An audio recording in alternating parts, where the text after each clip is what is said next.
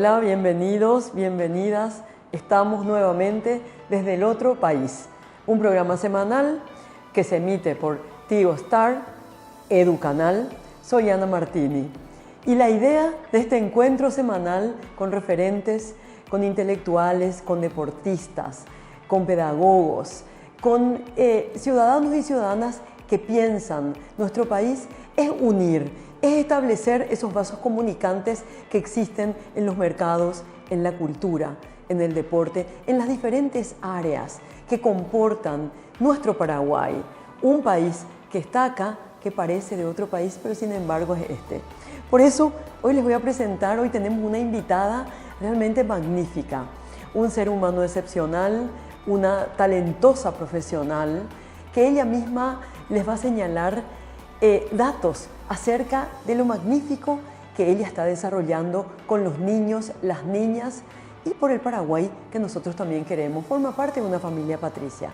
Viene, su padre es un antropólogo destacado, historiador, un ser humano también excepcional, José Antonio Gómez Perazo, que como ustedes saben ha venido trabajando la historia, la identidad, la antropología paraguaya y ha dejado como legado nada más y nada menos, no solamente publicaciones e investigaciones, sino también un museo donde también Luciana es directora ahora. Pero yo le voy a tomar la palabra y voy a hacer como si fuera ella, aunque no soy, ¿verdad? Pero Luciana dice, bienvenidos a Espacio eLab. Dice, soy gestora y tallerista del espacio. Qué interesante es esto. Llevo más de 15 años en la docencia.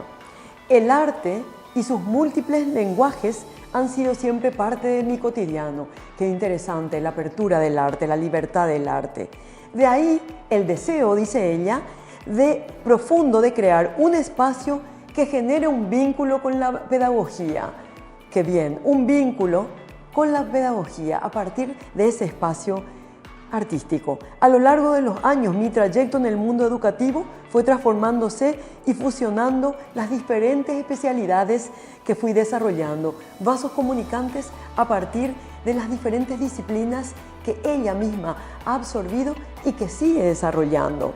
Del mundo de la enseñanza del inglés como lengua extranjera, la enseñanza del inglés porque ella también es traductora, pasé al mundo del atelier, inspirado en las escuelas de Reggio Emilia, Italia. Ella nos va a explicar de qué se trata esto, pero para luego transitar nada menos y nada más que en el mundo de la robótica, algo tan impresionante y que tanto tiene un impacto en nuestro país y referentes también en la niñez. Este viaje pedagógico la llevó a Luciana a los Estados Unidos, a Italia y Argentina. Y Espacio I nace, dice ella, a partir de la fusión de su experiencia personal con el arte y todos los aprendizajes aprendidos a lo largo de los años. Esa es ella, pero ahora vamos a hablar con ella y ella mejor que nadie nos va a decir quién es. Hola Luciana querida, bienvenida. Hola Ana, un gusto, un placer compartir contigo. Siempre es grato el encuentro. Bueno, y un poco esto que contabas es acerca de la formación personal que he tenido a lo largo de los años. Siempre el arte siendo un eje vinculante con el mundo. Y resulta interesante esto que mencionabas, las escuelas de Reggio Emilia, que nacen luego de la Segunda Guerra Mundial, nacen en este pueblo a raíz de la necesidad de hacer algo con los niños o dejarlos en un espacio, ya que las mujeres tenían que salir a reconstruir las ciudades con los hombres.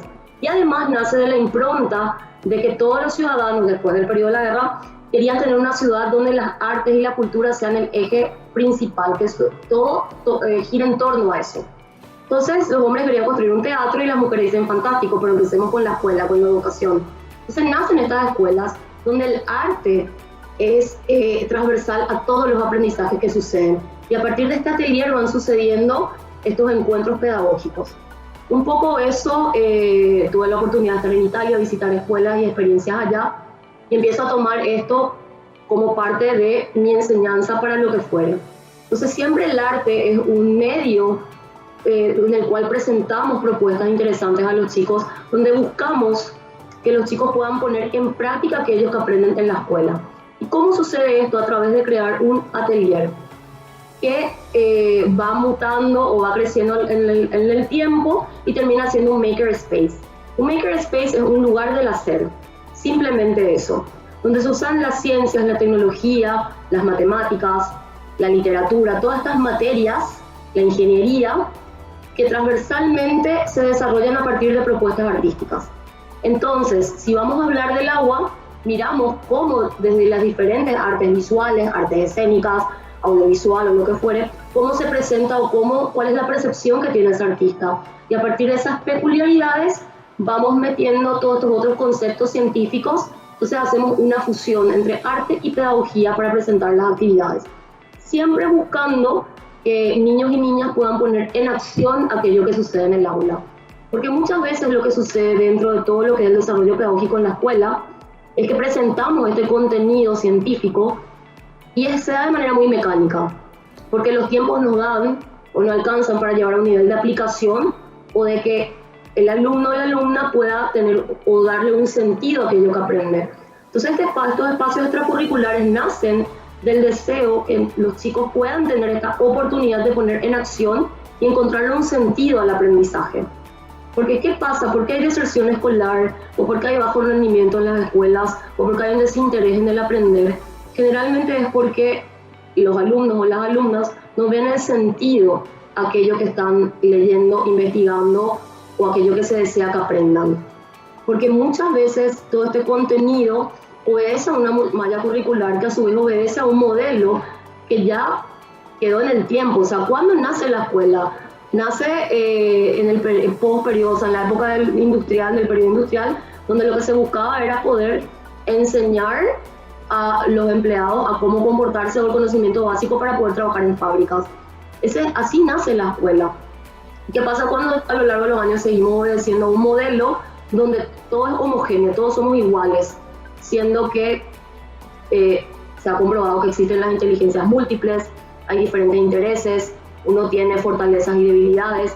¿Qué pasa cuando tenemos la oportunidad de poder trabajar en esas fortalezas y en esos intereses que tenemos y podemos desarrollar proyectos para poner en práctica aquello que vamos aprendiendo?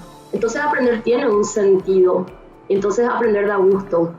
Y entonces la actitud que tiene un alumno o una alumna hacia aquello que hace es sumamente diferente y el éxito que se obtiene también es diferente. O sea, me ha pasado que hicimos un proyecto en el cual íbamos a hacer sombreros y los chicos se dieron cuenta, chicos, estamos hablando de 7 a 12 años, trabajaban por grupos.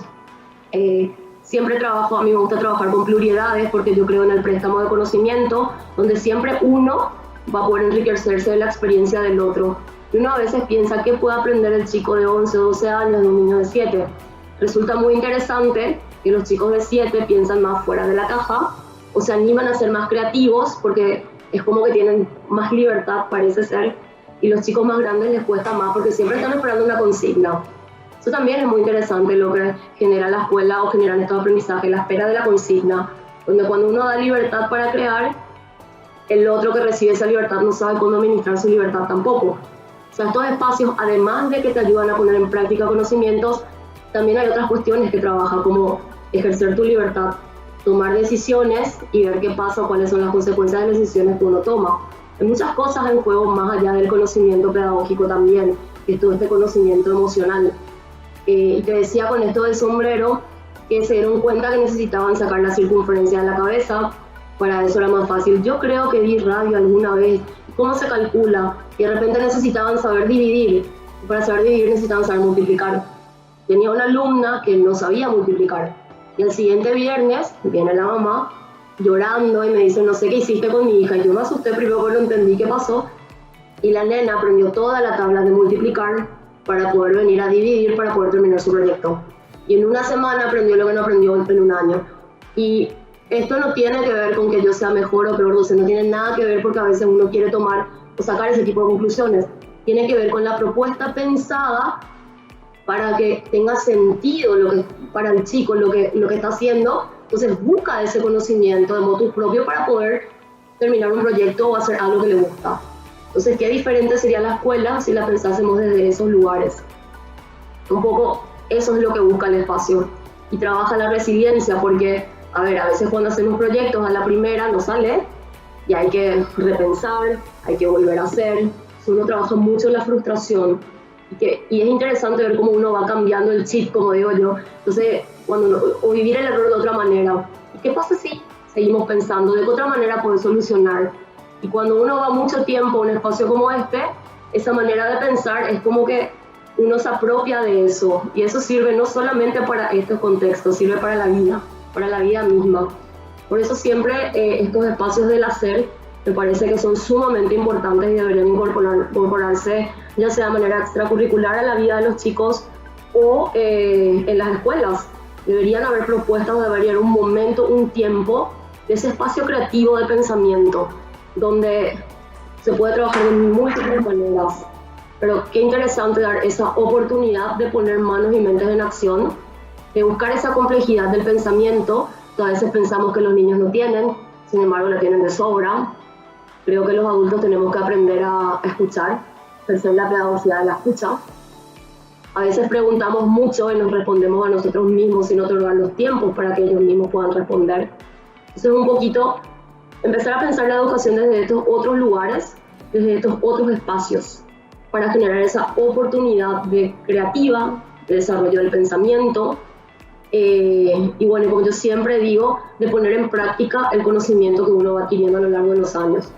Porque ahí yo creo que cambia totalmente la visión que uno tiene hacia el aprender o la manera en la que uno a futuro va a desarrollar o se va a manejar en sea cual fuera el contexto que elija para su vida. Un poco eso es lo que busca la propuesta de Espacio I, que es con I de infancia, y de inventar, innovar, indagar, impactar. Un poquito de ahí nace toda esta propuesta. Pero qué interesante, Luciana, y estaba pensando esta idea tuya, ¿verdad? Bueno, del espacio y también de esta línea del pensamiento, cómo integra los campos y también algo muy importante, otorga un propósito a la vida. Porque muchas veces también a los grandes nos pasa eso, porque yo eventualmente hablo con compañeras, compañeros y me dicen, Ana, ¿de qué nos sirvió aquello, verdad, que estudiamos? ¿Qué sentido tuvo? Y yo creo que estos espacios donde vos señalás que justamente dejar fluir esa libertad sin límites, que finalmente es la creatividad, es lo que nos da la posibilidad también de empezar también a los adultos a generar hipótesis, que algunas pueden, ¿verdad? Algunas totalmente, pueden. porque además de esto que vos decís, cómo se vincula todo, ¿qué pasa con la escuela que aprendemos? Matemática, literatura, ciencias, todo de manera aislada. Sin embargo, la vida no se maneja así. No. O cuando uno va a trabajar en un proyecto, todo es transversal, una cosa con la otra. Entonces, aprender a vincular en vez de desarticular, es un ejercicio interesante también, tanto para el docente como para el niño o la niña, y el adolescente, el alumno, que puede empezar a ver el mundo desde otro lugar. Y a veces simplemente el hecho de presentar así una propuesta hace que uno como que todo vaya cobrando sentido. Porque, a ver, las matemáticas a la hora de resolver problemas es lectura comprensiva. ¿Y qué pasa si la lectura comprensiva no está afianzada? Claro. O sea, lo enseñamos todo de manera tan aislada, sin embargo, es un todo. Claro, claro. Bueno, mira, qué interesante. Ahora vamos un momento a la pausa. ¿Y qué te parece? ¿Y qué les parece a ustedes si volvemos a Desde el Otro País, que está aquí?